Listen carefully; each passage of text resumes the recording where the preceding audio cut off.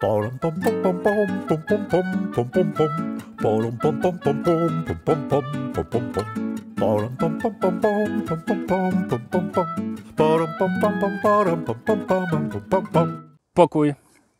i dobro. Dzisiaj witam Was serdecznie z takim narzędziem w ręku. Jest to saperka składana, można to wszystko poprzekręcać, nawet mieć jakiś tutaj kilo, ogólnie fajnie. Wszystko nawet ma ząbki, które udają piłę, ale nie sądzę, że można by tym coś spiłować. Nieważne. W każdym razie, co saperka? Saperka się przydaje do wykopania dołka. Jak Państwo się domyślają, dołek w lesie kopie się.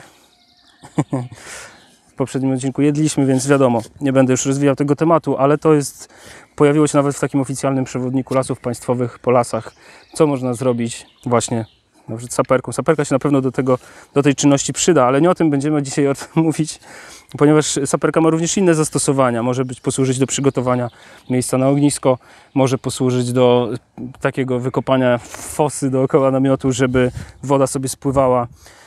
Chciałem też dodać jeszcze jedną ważną rzecz, że palenie w lasach, palenie ognisk i używanie otwartego ognia w lasach jest nielegalne, ponieważ jest bardzo wysokie ryzyko tego, że się po prostu zniesie ogień, szczególnie jak jest sucho. My mamy tylko rekwizyty, które nie wydają ognia, więc po prostu wszystko jest w porządku. Więc wracamy do saperki. A można palić ognisko 100 metrów od granicy lasu, to jakby ktoś się interesował. To jest według ustawy o lasach państwowych. Czytam różne ustawy, żeby potem móc zabłysnąć w filmiku. Wracam do tematu saperki. Ona, jak już dobrze wiemy, służy do kopania. I tak sobie myślę, że z kopaniem to my mamy naprawdę bardzo poważny problem.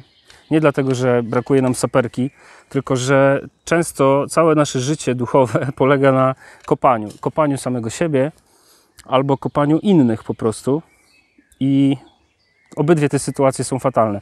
Bo kiedy kopiemy innych, to tak naprawdę pokazujemy wymiar jakiś taki, czy sposób tego, jak my kochamy i Pana Boga, i samych siebie, bo to wszystko się ze sobą łączy. W pierwszym liście świętego Jana Apostoła znajdziemy też taką wskazówkę, że tą miarą miłości do Boga jest nasza miłość do drugiego człowieka. Więc jak ktoś jest ciekaw tego, jak kocha Boga, to niech przyjrzy się swoim relacjom i temu, jak kocha innych ludzi. I to wszystko powie o tej relacji do Pana Boga. To jest bardzo ciekawa zależność. Także myślę, że warto sobie to przemyśleć, o tym dokopywaniu innym.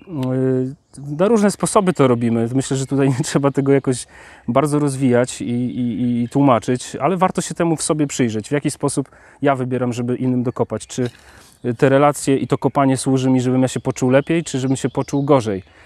Przez zazdrość, przez jakąś zawiść, przez też próbę umniejszania kogoś, odbierania mu dobrego imienia. To są rzeczy bardzo negatywne i często też mogą być grzechami, z których trzeba się po prostu spowiadać i nawracać. Nie tylko spowiadać, ale też nawracać, żeby właśnie nie kopać tego drugiego. Drugi wymiar rzeczywistości tego kopania to jest kopanie samego siebie, dokopywanie sobie. Jest to jakaś forma takiej autoagresji, czyli agresji skierowanej przeciwko samemu sobie i ona ma różne źródła tak naprawdę, ma różne też oblicza, czasem też nawet fizyczne, czy na jakichś innych płaszczyznach. Niestety bardzo wielu młodych ludzi też jest w to uwikłanych. To znaczy, co to znaczy, że kopiemy samych siebie? Że mamy bardzo niskie poczucie własnej wartości, nie czujemy się godni w ogóle jakichś relacji, miłości, czy Pana Boga, czy innych ludzi. Nie wierzymy w to, że nasze życie może też się zmienić. I jedyne, co w sobie mamy, to siłę do tego, żeby jeszcze bardziej się pogrążać i mówić sobie, wykop sobie dołek i tam sobie wejdź i się zakop. Po prostu to jedyne miejsce na świecie dla Ciebie to jest w tym dołku, który sobie wykopiesz i się tam zakopiesz. A to jest, kochani, też grzech. Uważam, że to jest grzech. Brak miłości do samego siebie.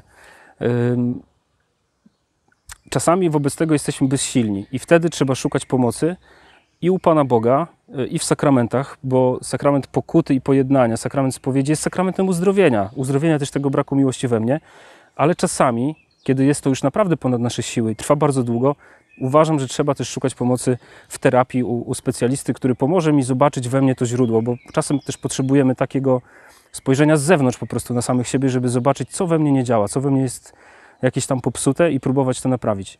Także te dwa wymiary kopania dzisiaj omówiamy króciutko, ale saperka, jak widać, jest bardzo inspirująca nie tylko do kopania dołków, ale też do rozmyślania o życiu duchowym. Także do zobaczenia w kolejnym odcinku, w którym będziemy rozmawiać o kolejnych narzędziach pomagającym nam duchowo przetrwać. Do zobaczenia.